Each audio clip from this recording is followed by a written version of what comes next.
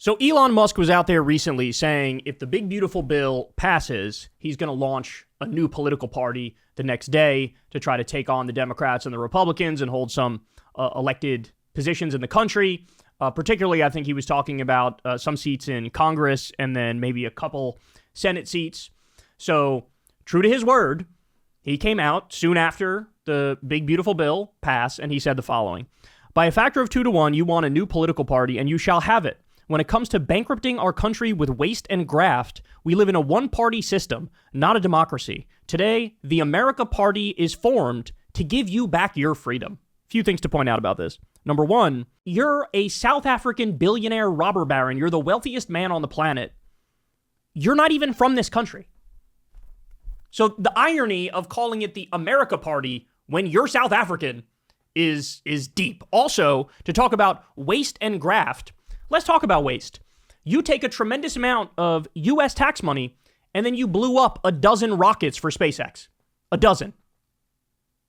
You took $38 billion in subsidies. $38 billion. You're the biggest welfare queen on the planet. So for you to launch a political party, austerity, bro. We're going to pinch our pennies, bro. No debt, no deficits, bro.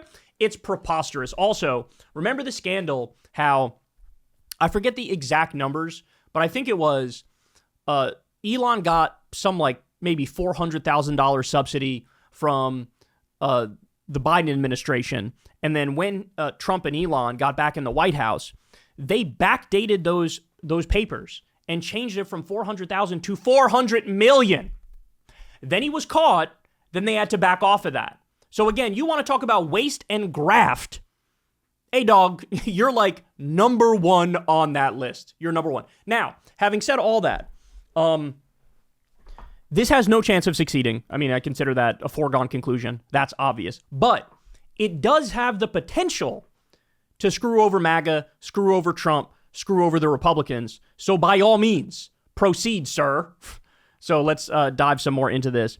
Here's the ideology section of the America Party. Listen to this. The ideology is neoliberalism, economic nationalism, right-wing populism, and libertarianism.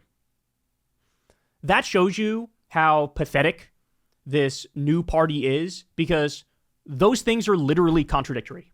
So first of all, neoliberalism and libertarianism, that's not contradictory. Those two work together. But economic nationalism and populism, by definition, they are anti-neoliberal and anti-libertarian.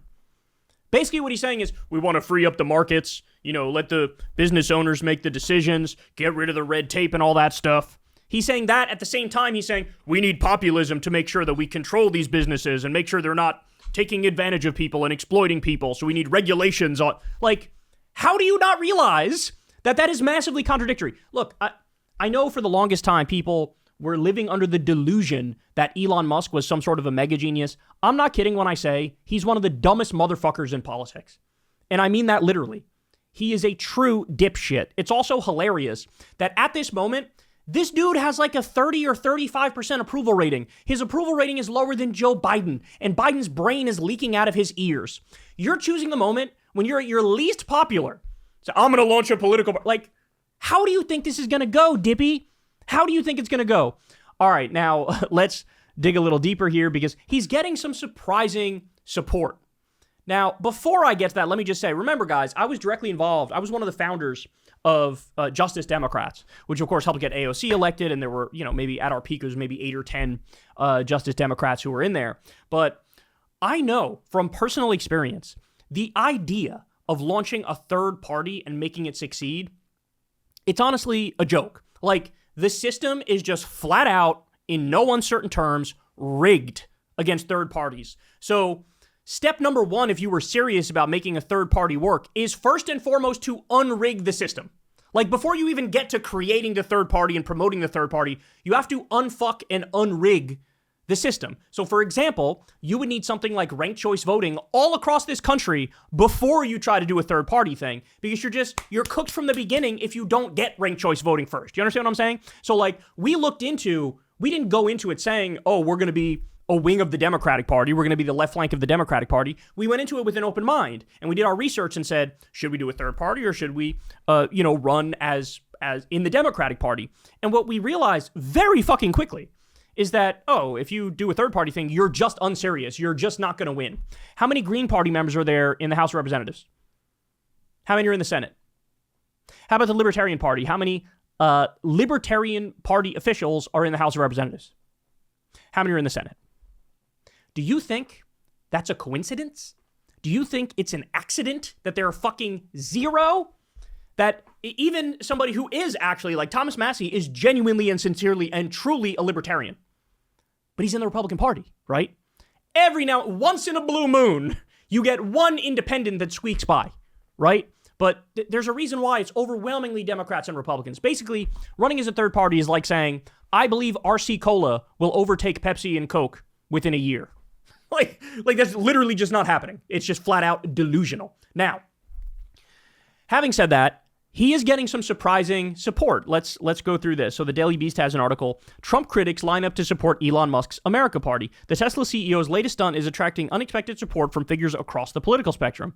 President Trump's former communications chief is among the growing number of public figures who have shown interest in Elon Musk's America Party. As Trump celebrated the passage of the Big Beautiful Bill this week, Musk asked his followers on X, should we create the America Party? The next day, Musk announced he had launched a third party to compete with the Democrats and Republicans. The move has attracted the support of Anthony Scaramucci, who briefly served as White House Director of Communications during Trump's first stint in office. Yeah, he served in that role for about 12 seconds, if my memory serves me right. Quote, I would like to meet to discuss. My DMs are open, Scaramucci wrote on X Saturday. Scaramucci has been a staunch critic of Trump since departing the White House in 2017, endorsing former Vice President Kamala Harris in the 2024 presidential race. He also had choice words for Musk, telling CNN earlier this year that the tech oligarch would do well to lay off the gas on politics and stick to business. Musk's party has also attracted interest from billionaire entrepreneur Mark Cuban, who, like Scaramucci, backed Harris last year. Cuban shared Musk's announcement on X Saturday, adding a slew of flame and firework emojis. He followed up with a post saying he'd be willing to work with Musk to help him get on ballots. Cuban has previously assailed Musk as thin-skinned and said he is his own worst enemy for turning X into a cesspool of hate. I work with voters' choice. That they will help you get on ballots. That is their mission. So that's what Mark Cuban said to him. Other political figures who have expressed enthusiasm for the SpaceX founders' proposed new party include former Democratic presidential candidate Andrew Yang and Justin Amash, a former Republican representative from Michigan. Oh, Andrew, what are you doing, bro? Oh, Andrew, what are you doing, bro? What are you doing, bro? I gave Andrew too much credit in the past because I always used to say 90 to 95% of the time if somebody describes themselves as a centrist or an enlightened centrist, they're just right-wing. They just functionally shit on the left, shit on liberals, shit on Democrats, and they do the you gotta hand it to Trump shtick. That's 90 to 95%, right? And I gave Andrew credit because I said he's the only person who self-describes as a centrist who also supports Democrats. And that's unique. You don't see that. Usually people who say they're centrist are just lying and they're right-wing, right? Well, apparently I gave Andrew too much credit because what would this America Party actually be? What would it actually be? I'll tell you what it would be. It would be MAGA with more austerity. So in other words, they look at the Big Beautiful Bill and he goes, bro, you needed to do more Medicaid cuts. You need to kick more people off of healthcare. 17 million isn't enough. Go further, go further, go further. So it's MAGA with more austerity, which in a certain sense is actually worse in that instance than MAGA.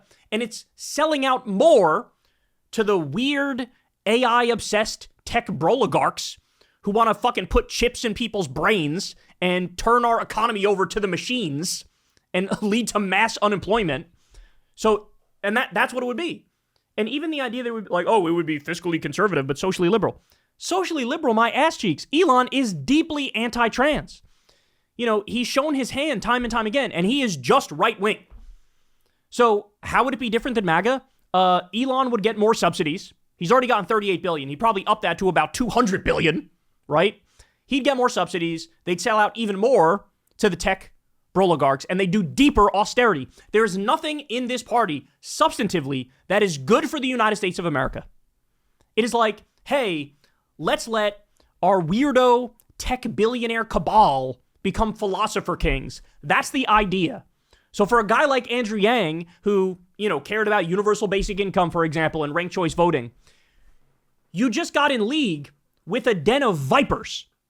But this is what happens, with Andrew in particular, there's this weird thing where it's like, bro, if you are against the Democrats and the Republicans, bro, you must, be onto something, bro. They say they're against both parties, so, I agree, I guess. No, Andrew, the substance matters. How are you against both parties? How? If you're like, hey, let's do MAGA, but worse, then that's, I mean, guys, come on. Let's get serious here. Elon Musk, in his brief stint in government, he cut pediatric cancer research.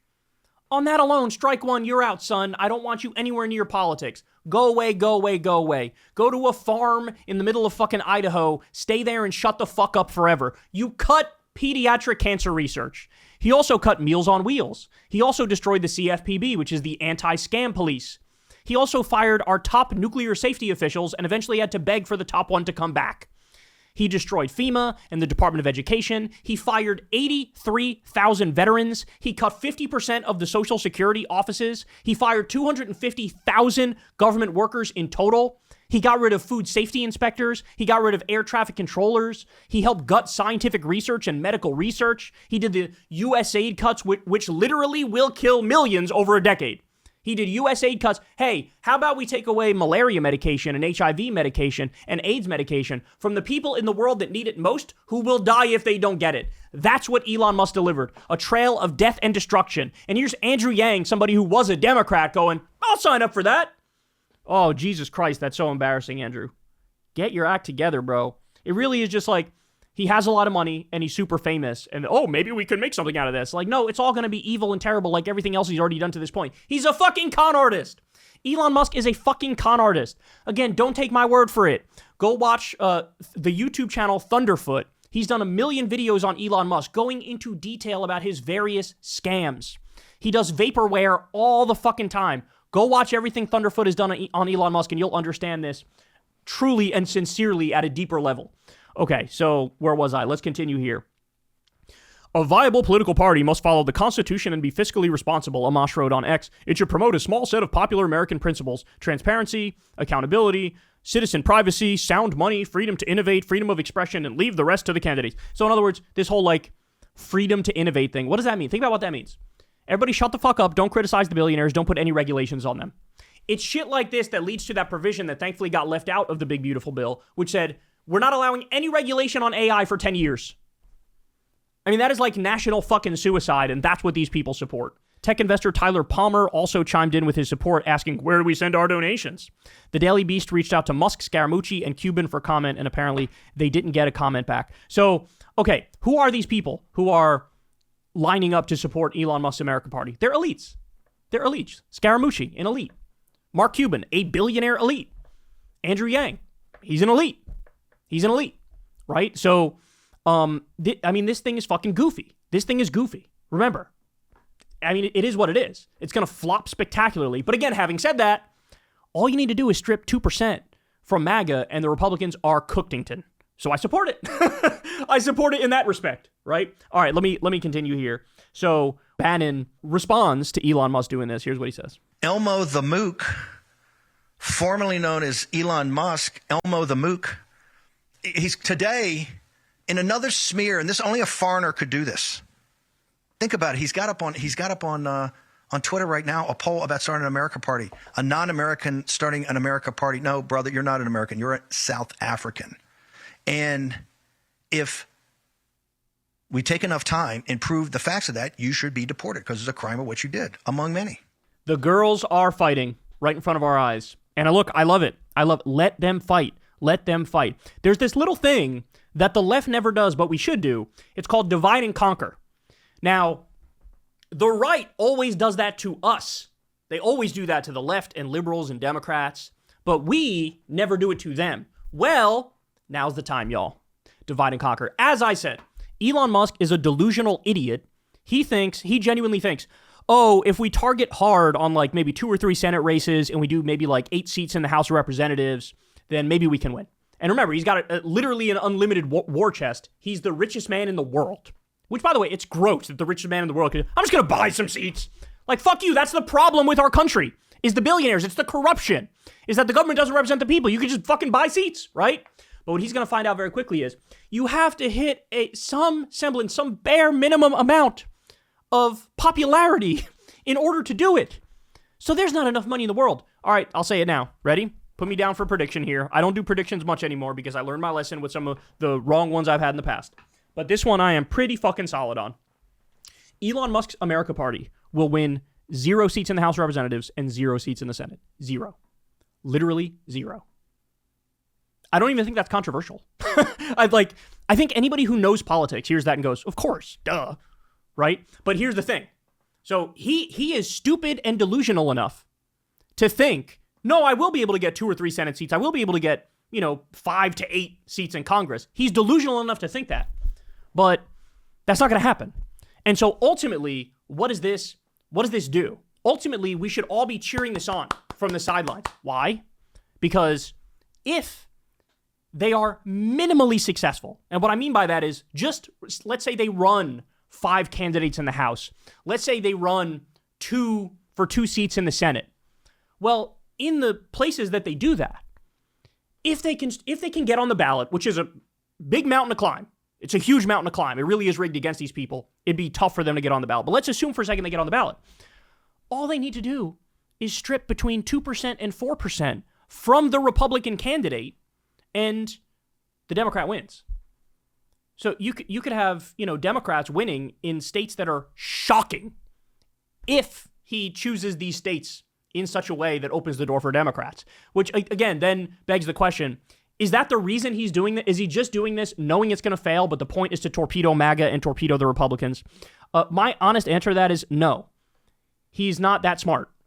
He's really stupid. He's really dumb. He's not doing this specifically to undermine the Republicans and get Democrats elected. He's doing this because he is dumb enough to think, no, actually, we can win 3 Senate seats this time. We can win 8 seats in the House, and then it can grow and grow and grow, and eventually the America Party can take over the country.